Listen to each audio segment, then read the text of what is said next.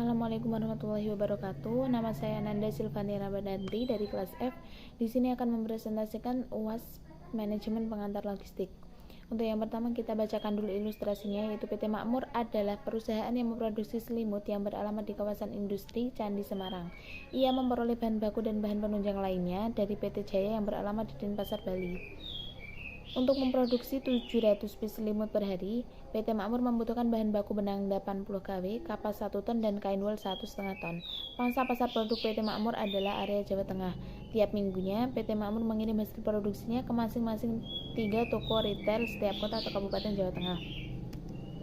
Untuk yang pertama ada layanan pelanggan. Suatu perusahaan memang menganggap penting atas kepuasan pelanggan. Oleh sebab itu, sebagai seorang direktur wajib menjaga sebaik-baiknya kiriman pelanggan sehingga sampai dengan selamat dan tepat waktu. Maka pelanggan akan terpuaskan.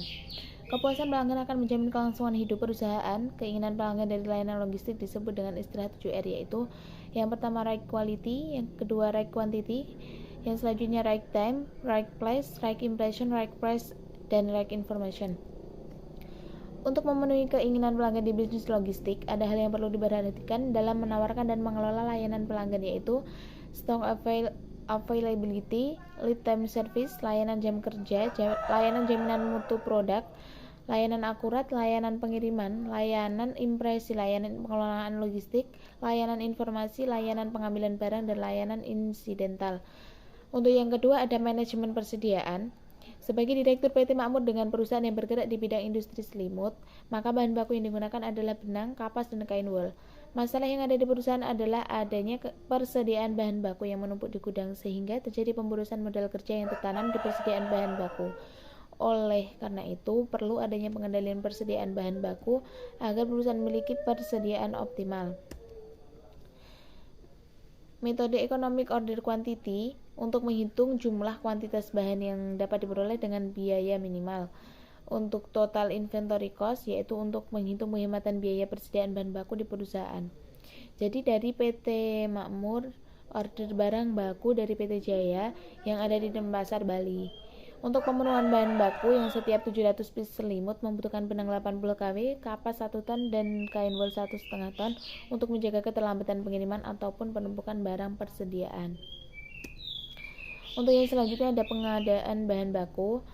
Pengadaan bahan baku di PT Makmur itu sendiri sudah dianggap sudah baik. Dari prosedur perencanaan permintaan bahan baku, prosedur pencarian informasi harga dari supplier, prosedur pembelian, dan prosedur penerimaan bahan baku.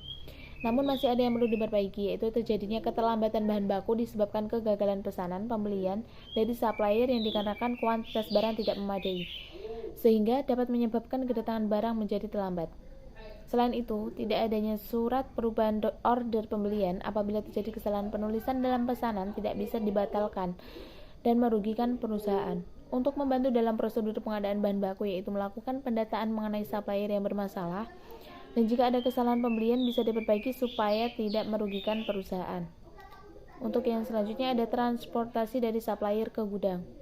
Sebagai pimpinan di perusahaan berbicara mengenai logistik, tentu tidak jauh dari transportasi. Untuk itu pemilihan transportasi juga sangat diperhatikan karena jarak antara PT Jaya ke PT Makmur tidaklah dekat, supaya tidak terjadi keterlambatan pengiriman atau menemukan banyak masalah di perjalanan. Dan tentunya semua proses ini ditangani oleh bagian manajemen transportasi supaya bisa dipastikan pengiriman yang efektif dan pergerakan barang dari supplier ke gudang lancar. Transportasi dan gudang memiliki keterkaitan satu sama lain. Manajemen gudang harus dibuat seefektif mungkin untuk memudahkan proses pencarian dan pengiriman barang. Manajemen transportasi juga harus direncanakan dengan baik. Pilih metode transportasi yang paling cocok untuk pendistribusian barang. Ada banyak jenis transportasi yang bisa dipilih dan sebaiknya pilih yang paling efektif untuk meningkatkan stabilitas pengiriman. Selain memilih jenis transportasi, juga petugas memantau proses distribusi apakah sudah sesuai dengan jadwal atau belum. Oke, lanjut. Ini yang kelima ada transportasi dari pabrik ke toko retail. Untuk perusahaan ini, memilih transportasi yang bagus memang sudah menjadi keharusan. Namun, transportasi dalam kali ini berperan penting dalam rantai pasok, Strategi rantai pasok yang diimplementasikan dengan sukses memerlukan pengelolaan transportasi yang tepat. Manajer transportasi pada suatu perusahaan bertanggung jawab terhadap pergerakan persediaan barang dari perusahaan ke pelanggannya. Karena PT Makmur ini setiap minggu wajib mengirim hasil produksinya ke masing-masing toko retail di kota atau kabupaten yang ada di Jawa Tengah. Pertimbangan biaya transportasi yang murah, melainkan juga harus mempertimbangkan dari aspek kualitas kinerja pelayanan.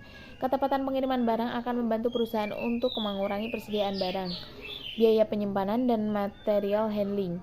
Jadi nilai proposisi transportasi yang diberikan oleh aktivitas transportasi tidak sesederhana pemindahan barang dari satu lokasi ke lokasi lain. Untuk yang selanjutnya ada lokasi dan layout bahan baku. Dalam pemilihan lokasi untuk perusahaan di bidang pembuatan selimut tentunya ada faktor-faktor yang menjadi penentuan lokasi, diantaranya tersedia tenaga kerja dan tenaga ahli, tersedia fasilitas, tersedia transportasi, tersedia masukan, kecocokan tanah dan iklim, ruangan untuk perluasan, masalah lingkungan dan ekologis, persyaratan keamanan, dan biaya tempat. Dalam perencanaan tata letak atau layout fasilitas yang dibutuhkan luas lantai yang sesuai untuk produksi karton kemasan. Dan untuk penempatan bahan baku benang, kapas, dan kain-wol tentunya harus memiliki tempat masing-masing supaya pada saat tim produksi kehabisan bahan baku, maka untuk pengambilan bisa lebih cepat. Bahwasanya tata letak gudang digunakan untuk area penyimpanan bahan baku, sehingga kapasitas cadangan gudang akan semakin bertambah. Untuk yang selanjutnya, lokasi dan layout barang jadi. Menentukan lokasi dan layout barang jadi menjadi keputusan penting untuk mendukung aktivitas di dalam warehouse sebagai salah satu bagian dari proses produksi hingga distribusi.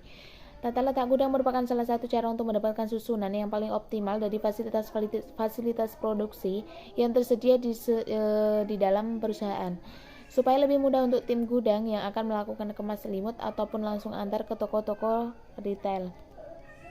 Untuk yang selanjutnya ada MHE, Material Handling Equipment, atau bisa disebut alat pemindah muatan, yaitu alat yang digunakan untuk membantu para pekerja dalam memindahkan muatan atau logistik yang berat dari satu tempat ke tempat yang lainnya. Fungsi alat ini selain mempermudah karyawan untuk memindahkan barang, ada fungsi yang lainnya, diantaranya itu pertama mendistribusikan muatan ke seluruh lokasi di dalam perusahaan, memindahkan material di antara unit proses yang terlibat dalam produksi, membawa produk jadi ke tempat produk tersebut dimuat, memindahkan limbah produksi ke tujuan yang ditentukan dalam waktu yang dijadwalkan. Untuk yang selanjutnya ada pengemasan produk. Di dalam sebuah perusahaan, pengemasan produk selimut ini dipandang dari dua perspektif, yaitu marketing dan logistik. Untuk yang pertama perspektif marketing, yaitu gunanya untuk yang pertama untuk mengkomunikasikan nama produk, brand, fitur produk, dan daya tarik produk secara keseluruhan pada saat dipajang di rak-rak toko retail. Untuk yang kedua, pengepakan harus didesain menarik, jelas, dan simpel. Untuk yang selanjutnya, desain pengepakan yang kurang baik akan membingungkan konsumen, sehingga pada akhirnya mereka tidak jadi membeli produk tersebut. Yang kedua ada perspektif logistik. Yang pertama, fungsi perspektif logistik itu sendiri adalah pengepakan menjadi salah satu aktivitas penting dalam manajemen logistik. Pengepakan yang efisien dan efektif akan mampu menghemat biaya logistik dan memudahkan dalam proses aktivitas logistik, utamanya pada saat penanganan produk dalam transportasi, pergudangan, dan juga distribusi. Dalam konteks logistik, pengepakan dikelompokkan sesuai tingkatannya menurut Hillstrom and Shagir pada tahun 2006, yaitu yang pertama pengepakan primer, bahan yang membungkus dan mewadahi langsung suatu produk, membungkus unit paling kecil dalam distribusi atau bersentuhan langsung dengan produknya. Yang kedua pengepakan sekunder, yaitu untuk menyatukan beberapa pengepakan primer. Yang selanjutnya pengepakan tertier, untuk menangani pengepakan sekunder dalam jumlah lebih banyak, untuk menyimpan di gudang atau pengangkutan.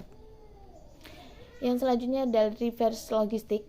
Mengapa sih reverse logistik itu penting dan mengapa perusahaan PT Makmur menerapkan sistem reverse logistik?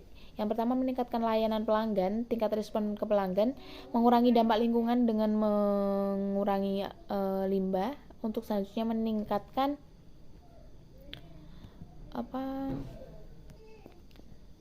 untuk yang selanjutnya meningkatkan tanggung jawab sosial perusahaan secara keseluruhan. Yang selanjutnya lagi memungkinkan produsen untuk menerima produk retur dari dari konsumen atau mengirim barang dagangan yang tidak terjual kembali ke pabrik. Untuk yang selanjutnya ini ada